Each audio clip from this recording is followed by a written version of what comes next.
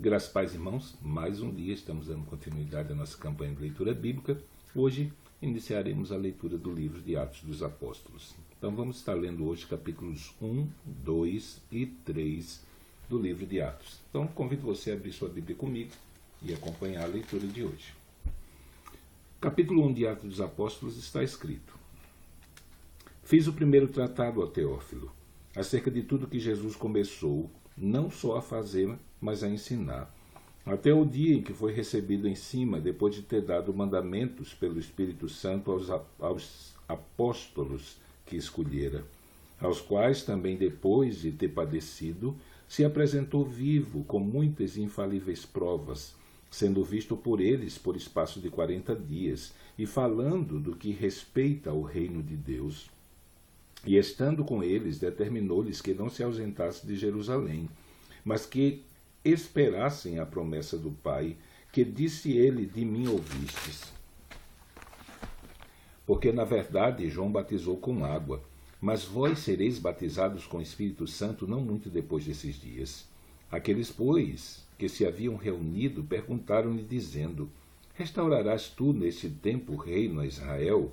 E disse-lhes: Não vos pertence saber os tempos ou as estações que o Pai estabeleceu para o seu próprio poder, pelo seu próprio poder, mas recebereis a virtude do Espírito Santo que há de vir sobre vós, e ser-me-eis testemunhas, tanto em Jerusalém, como em toda a Judéia e Samaria e até os confins da terra.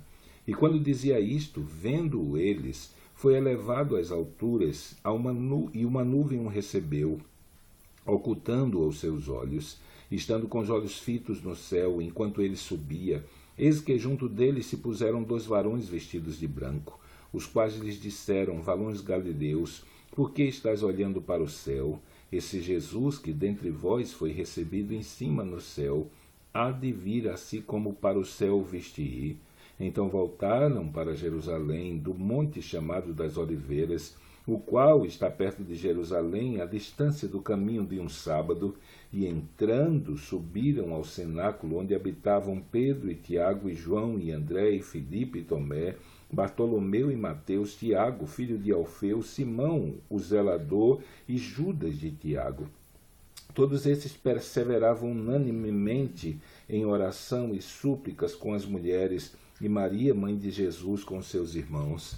E naqueles dias, levantando-se Pedro no meio dos discípulos, ora, a multidão junta era de quase 120 pessoas, disse: Varões irmãos, convinha que se cumprisse a Escritura que o Espírito Santo predisse pela boca de Davi, acerca de Judas, que foi o guia daqueles que prenderam a Jesus, porque foi contado conosco e alcançou sorte neste ministério. Ora, este adquiriu um campo com o galardão da iniquidade, e precipitando-se, rebentou pelo meio, e todas as suas entranhas se derramaram.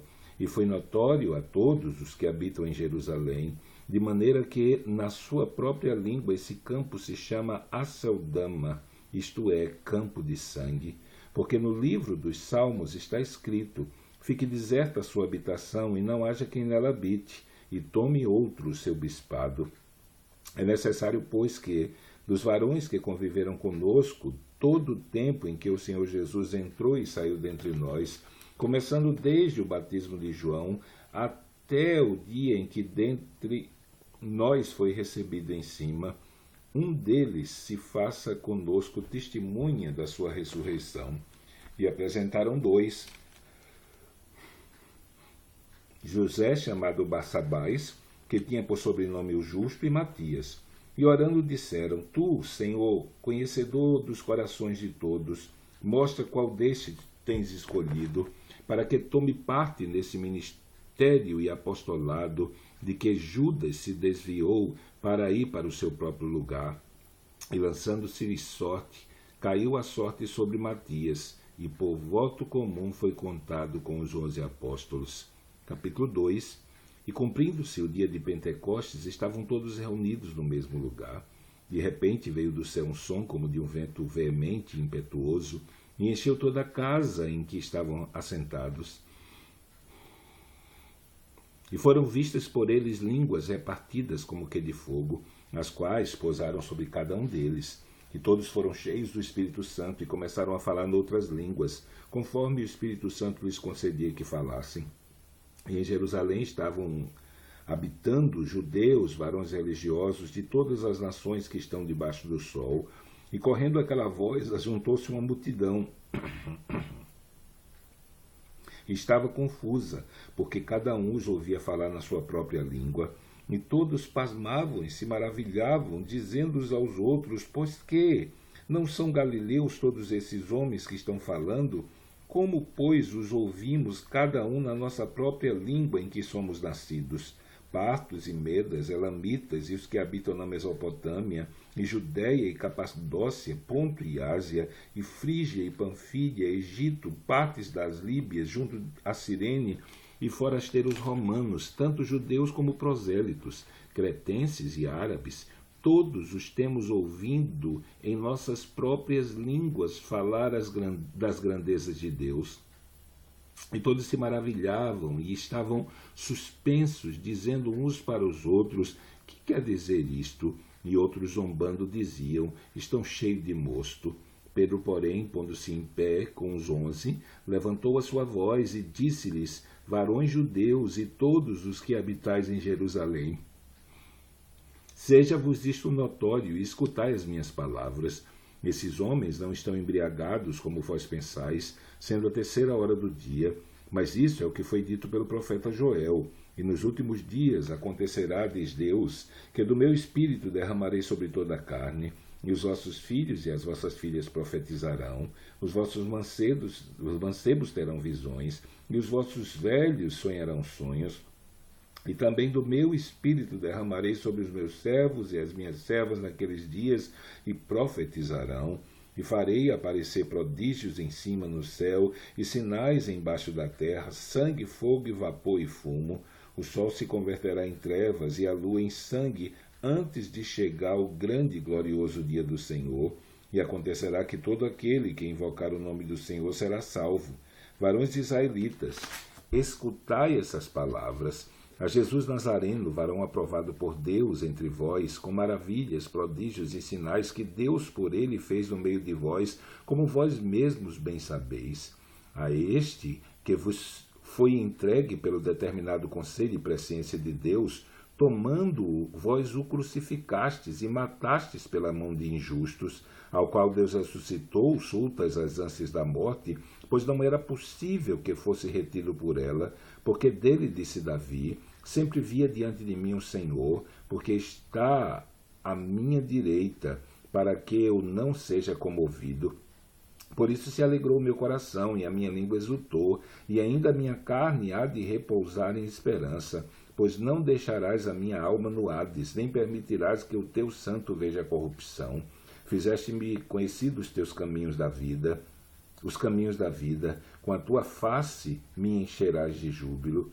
Varões irmãos, seja-me lícito dizer-vos livremente acerca do patriarca Davi, que ele morreu e foi sepultado, e entre nós está até o dia de hoje a sua sepultura. Sendo, pois, ele profeta, e sabendo que Deus lhe havia prometido com juramento que do fruto dos seus lombos, segundo a carne, levantaria o Cristo para o assentar sobre o seu trono.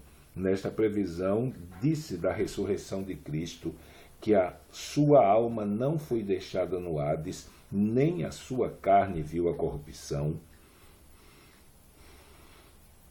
Deus ressuscitou a esse Jesus, do que todos nós somos testemunhas, de sorte que, exaltado pela destra de Deus e tendo recebido do Pai a promessa do Espírito Santo, derramou isso que vós agora vedes e ouvis, porque Davi não subiu aos céus, mas ele próprio disse o Senhor a meu Senhor: assenta-te à minha direita, até que eu ponha os teus inimigos por escabelo dos teus pés. Saiba, pois, com certeza toda a casa de Israel, que a esse Jesus a quem vós crucificastes, Deus o fez Senhor e Cristo.